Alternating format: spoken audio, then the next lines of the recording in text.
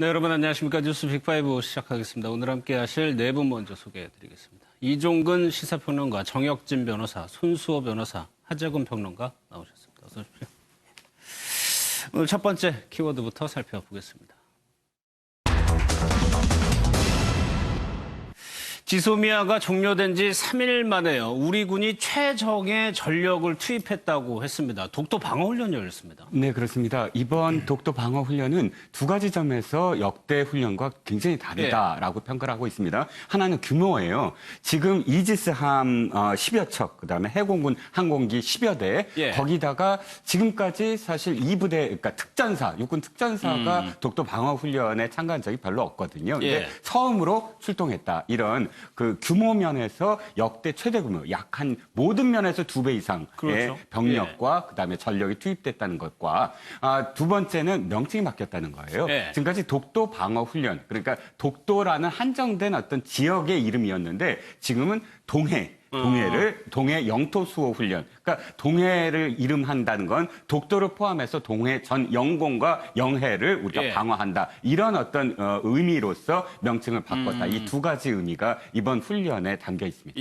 군에서 훈련 사진이나 영상을 언론에 공개한 것도 이례적이다. 이 얘기는 밖으로 보내는 메시지가 있다는 얘기거든요. 우리 네네, 정부에서. 그렇습니다. 이 독도 그 방어 훈련이 이제 명칭이 지금 이종근 위원님께서 말씀해 주신 것처럼 동해 영토 수호 훈련으로 바뀌었지만 1996년부터 시작이 됐었던 거예요. 그리고 그 당시에는 1년에 6번, 많게는 9번까지 했었고요. 그다음에 1999년에는 한미연합군이 훈련도 했었어요. 여기서 미군이 같이 했다는 것이 굉장히 상징적이어서 그 당시에도 요번처럼 일본이 아주 강력하게 항의를 갖다가 했었거든요. 그런데 2000년대 들어와서 2003년부터는 1년에 2번씩 상반기, 하반기 이렇게 한 번씩 하는 것으로 됐었는데 올해도 원래는 6월에 상반기 하려고 했었는데 이제 한 2달 정도 늦춰진 거고요. 그러면서 지금 말씀드린 것처럼 규모가 엄청나게 커졌을 뿐만 아니라 이것을 또 외부에다 공개를 해서 우리의 의지가 강하다 이런 것들을 보여주는 겁니다. 뭐 일본은 당연히 이제 반발을 할 수밖에 없는데 손수호 그래서 일본의 그 목적 중에 하나가 이 독도를 분쟁 지역화 시키자는 거니까 반발을 할수록 분쟁 지역화가 되는 거니까 반발을 할 거예요. 그렇습니다. 계속 이걸 이 독도 관련해서 우리나라가 독도가 우리나라의 그 영토라는 점을 이제 보였을 때 일본이 이거를 여기에 대해서 이의를 제기하지 않고 가만히 있을 경우에는 추후에 혹시라도 모를 그런 그 사법적인 판단에 있어서 불리할 수 있다. 그런 판단에 의해서 계속해서 이의를 즉각 제기하고 있는 게 일본의 현재 입장입니다. 그러면서 본인들의 영토라고 주장하면서 이번 훈련에 대해 유감이고 훈련을 중단하라라고 하는 요구를 했는데요. 여기에 대해서 고민정 청와대 대변인이 명쾌하게 반박을 했습니다. 독도는 명백한 대한민국의 영토다. 그리고 대한민국의 주권과 영토 수호를 위한 훈련이기 때문에 특별한 게 아니고 그동안 계속 해왔던 것이다. 정리의 훈련이다라고 했고요. 또 하나 일본과의 어떤 최근의 어떤 여러 가지 그 갈등 때문에 특별히 한 것이 아니라 일본을 포함한 모든 세력에 대한 훈련이다. 특정 국가, 일본으로 해석됩니다. 특정 국가를 상정하고 실시하는 것이 아니다라는 명확한 답을 내놨습니다. 알겠습니다. 북한에서도 초대형 방사포 시험이 성공했다고 발표를 했는데요. 영상을 좀 보도록 하겠습니다. 시험 사격을 통하여 초대형 방사포 무기 체계의 모든 전술 기술적 특성들이 계획된 지표들에 정확히 도달했다는 것을 검증했습니다. 한 번 본 적도 없는 무기 체계를 선전이 자기 머리로 작성하고 설계하여 단번에 성공시켰는데 총명하다고 큰 일을 해냈다고 높이 평가하셨습니다. 경량한 최고령도자동 측에서는 8월 24일은 정말 잊을 수 없는 좋은 날이라고 3년 전 바로 오늘 우리는 세계적으로 몇 안 되는 전략 잠수함 탄도탄 수정 시험 발사에서도 성공했다고 감회 깊이 말씀하시면서 정정첩첩 막아서는 시련의 천만 고비들을 강행 돌파하시며 전략 무기들을 개발 완성하시던 잊을 수 없는 나날들을 사랑하는 존우들과 함께 회욕하시었습니다.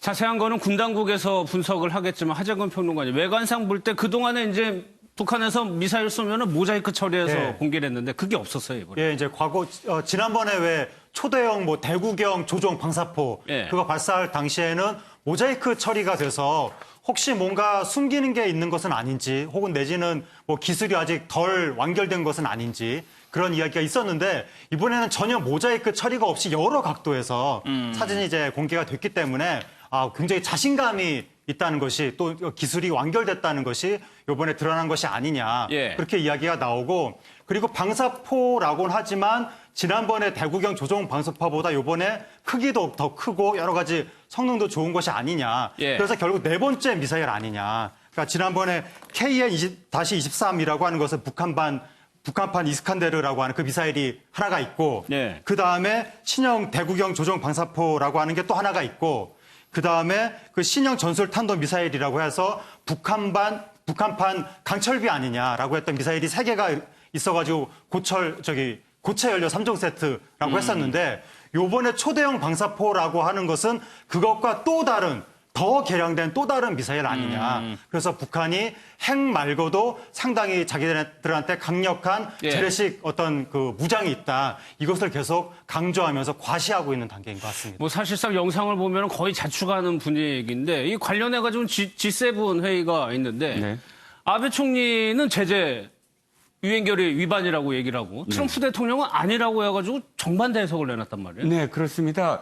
이유는 딱 한 가지죠. 지금의 한 7차례, 8차례에 걸쳐서 북한이 쏘고 있는 것은 단거리 미사일입니다. 예. 단거리 미사일인데 말이 단거리지 사실은 일본 가까이도 겨냥할 수 있는 단거리, 중거리 미사일까지도 지금 거리가 될 수 있는 지금 실험들이거든요. 그렇다면 일본 입장에서는 지금 겨냥하고 사거리가 당사자들까지 올 수 있다라고 판단하는 것이고 예. 트럼프가 선을 긋는 것은 지금 트럼프는 북미 회담에 있어서 그러니까 ICBM 그러니까 대륙간 탄도 미사일이 바로 유엔 제재이고 우리가 걱정하는 것이다라고 예. 지금 선을 긋고 있어요. 북미 회담 속에서 어쨌든 트럼프는 지금 자신의 중간 선거를 위해서 상황을 관리해야 되는 입장이고 일본 입장에서는 일단 유엔 결의 위반이다라고 할 수밖에 없는 게 이 사거리가 자신들의 권리이기 때문이죠. 예. 그러니까 둘이 어쨌든 양측이 입이 한데 모아지진 않지만 그럼에도 불구하고 트럼프 대통령의 입장에서는 아까도 말씀드렸지만 상황을 관리해야 된다라는 네. 거에 더 방점을 지금 두고 있다는 거죠. 그러니까 자국의 정치적인 상황 그리고 두 정상의 정치적인 목적에 따라서 입장이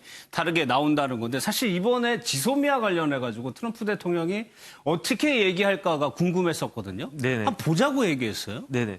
트럼프 대통령이 일단 김정은과도 관계가 아직 좋다 이렇게 이야기를 했고 예. 미사일 빵빵 쏘는데 지소미아 관련해서 어떤 답을 줄까? 왜냐하면 폼페이오 장관이 외교적으로는 굉장히 이례적인 표현을 썼거든요. 예. 뭐 불만이 있고 상대방에 대해서 불만이 있고 그럴 때는 유감이다. 영어로는 concerned 이렇게 쓰는데 이번에는 아주 실망했다. deeply disappointed 이런 표현을 썼거든요. 그렇기 때문에 트럼프는 또 어떻게 이야기할까 생각이 들었는데 이번에 트럼프 대통령은 지소미아 종료와 관련해서도 문재인 대통령과 나는 아직 아주 좋은 친구다. 예. 이렇게 이야기를 해서 약간 좀 이렇게 그 온도차를 나타내는 그런 표현을 갖다가 썼습니다. 예. 알겠습니다.